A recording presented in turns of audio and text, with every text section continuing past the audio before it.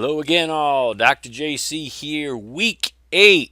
Crazy. Almost halfway through the course. So, as the old military saw goes, stay alert, stay alive. Yeah, baby. Week 8. I'm going to take this in two parts. We're going to talk about imperialism more generally, and then we're going to roll it into this larger discussion, and a brief one, about the causes associated with World War I. We'll take that in part 1. And then in part 2, we're going to look more specifically at American foreign policy and American imperialism, the end of the 19th century and early part of the 20th century. So week 8 here, two parts. Let's jump right into part 1 here in imperialism / the causes of World War I. It's important to note that this second industrial revolution, at least the early years of it, whether they be the nations of Europe, the United States, or Meiji Japan, that their ships that set about trading throughout the globe are powered by steam. Steam power generated through the use of coal. And as a result of that, all nations need to have various island possessions throughout the globe so that they can stop at these island possessions, take on coal, and continue their voyages. Thus, as we begin this discussion about motives for imperialism in the late 19th and early 20th century, I want you to bear in mind that nations are looking to feed, gobble up island possessions for coaling stations, such as the United States. They will set their sights on Hawaii for various reasons, to include, of course, a major harbor that they are eventually going to develop into a naval base along the Pearl River. And they're also going to feed on other nations as a way to extract resources for their own continued industrialization, and in keeping with these new principles associated with a new imperialism. The imperialism of the late 19th and early 20th centuries is referred to as new by historians as a way to separate it from the colonial movements that we talked about previously in the 15th, 16th, and 17th centuries, like the settling of the Americas by the British and so on and so forth. And the new imperialism also implies the application of changes wrought by industrialization, to include ideological ones.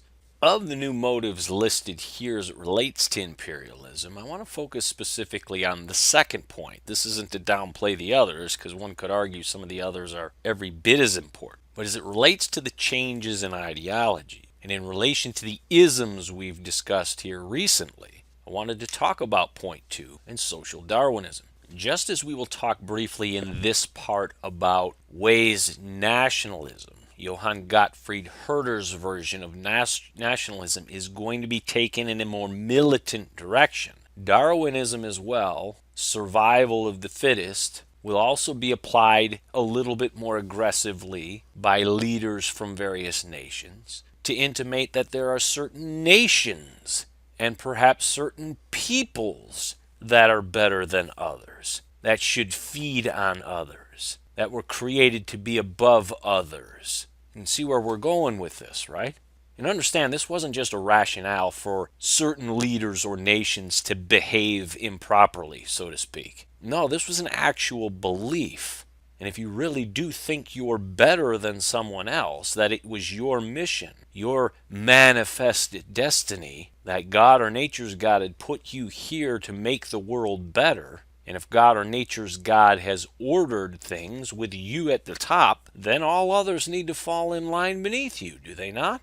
So this is an important aspect that I want you all to really focus on, latch onto, and keep in mind as we discuss the imperialism that's going to take place here and these two world wars that are going to happen in the 20th century. As an example of gobbling up other nations, Europeans look to gobble up whole continents too.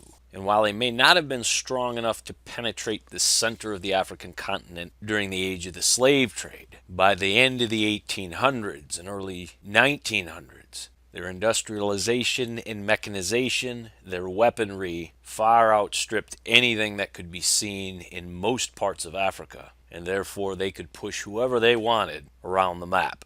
And because there was an incredible amount of resources, natural resources within the continent, it made the perfect sort of target for Europeans to fuel their furnaces of industry. Europeans also recognized they had a vested interest in not only doing imperialism together, but also in some sort of structured way. So that yes, we can band together and defeat the Qing Chinese in the opium wars of the world, so to speak. But we also have to be careful when we're doing imperialism, when we're going in and taking over colonial possessions, such as this so-styled scramble for Africa, gobbling up nations within the African continent so that you can extract the resources from them. That as we do this, we don't come into conflict with one another either. And as an example of this understanding, Bismarck calls for this Berlin Conference. While I invite everyone to go ahead and research this further, and I have provided some details that relates to the conference here, understand that the conference wasn't set up to ask various African peoples whether or not Europeans, Americans, members of the Ottoman Empire should be there. No, this was an arrangement between Europeans, between the Ottoman Empire and the United States, to establish a certain set of rules that would be followed by everyone, so that no two countries claimed the same lands, which could lead to conflict. There's a degree of social Darwinism here at play as well, that we are better than those folks on that continent. Therefore, we need not ask them. As an example, in Belgium, in Congo, Belgium didn't need to ask the Congolese whether or not they wanted them there. The Belgians needed to simply let the other member nations that were at this Berlin conference know what lands they were claiming. It's that simple. Yet, as you may well imagine, and as we will see, it's difficult to paper over differences among Europeans as well. Yeah, you can together look at the Congolese and say they're lesser people, but at the same token, if the Congolese have X resource and you both want it, and you don't traditionally like one another, a la Germany and France, sorry, you're going to throw down at some point. And thus, as we will see, imperialism will be one of the four major causes associated with World War I. Alongside imperialism, we have nationalism, militarism, and the alliance system. I want to start with nationalism and militarism, and then we'll end this part with the alliance system. We'll start here with nationalism. Johann Gottfried Herder's definition of it was that all peoples are different, yet equal, and that various ethnic groups ought to have the right to self-determination, to create their own flag, and so on and so forth. Yet by the time we get to the end of the 1800s and early 1900s, this changes. You throw in a little of that social Darwinism that I mentioned. Throw in some imperialism here. The U.S. perspective, a little manifest destiny. No, not all nations are alike. Some are better, some are more powerful. And in the wake of the Franco-Prussian War, Germany is the most powerful military nation in Europe, perhaps the globe. So if your neighbors, especially on the continent of Germany, France and Russia, you're nervous. Especially because the Germans and the British are largely on friendly relations. Through blood, through marriage. Hell, King George I, II, and III were all Hanoverian. They're all German kings. The first two could barely even speak frickin' English. So the ties between the number two power from a military standpoint in Europe and the number one power in Germany, they're pretty strong ties. And that makes the French then and the Russians a little bit nervous. So you can already start to see where we're getting ready to go with this alliance system, which I'll talk about a little bit later in this part. But the big takeaway here I want you to understand is that nationalism in the wake of new imperialism does not hold that all nations are equal. Some flags deserve to be above others, and some flags need to maybe perhaps just disappear. Keep that in mind. Regarding militarism, this one's pretty easy. Now, harken back to the Franco-Prussian War when Napoleon III declared war on Germany, and Bismarck was all too willing to go ahead and throw down. Eventually, France is defeated, as you know, and a German empire is created. Part of the reason Napoleon decided to declare war on Prussia, the future Germany, was because he was worried about the size of their military. So consider it a sort of preemptive strike. Therefore, France was worried about the size and strength of Germany's military before they were defeated. Imagine how they feel afterwards. And Bismarck and German war planners, they stoke the fires of industry and they begin to continue to develop armaments of war, to include a navy. And as a result of this, and in keeping with naval theory of the day, all nations throughout Europe, in fact all industrialized nations to include the United States and Japan, will continue to build more and more ships, more and more armaments, and we have this sort of arms race, part of that depicted here on this slide. So the question is, well, what's this contending naval? What is this naval theory that's perhaps helping to drive some of this militarism? What is it? Well, two of the leading naval theorists of the day, perhaps the naval theorists, one American, one British, Alfred Thayer Mahan, the American, and Sir Julian Corbett, the Brit. Both of them undertook studies to look at the history of navies as it relates to world history, from the ancient world all the way up to their modern world, the late 1800s, early 1900s. And both of them deduced that whatever civilization had the most advanced navies and weapons systems, they controlled either the grain in the ancient world or the gold in the modern world. Either way, if you control trade routes, if you can control the seas, you can, for all intents and purposes, rule the seas, which means you can, for all intents and purposes, rule the world. It's part of the reason why Britons had their famed song, Rule Britannia, Britannia rule the waves. Britons never, never will be slaves. If you rule the waves, you rule the world, baby. And while these two cats are going to have a little bit different take on how one should employ their naval assets, both of them hammering home the exact same message.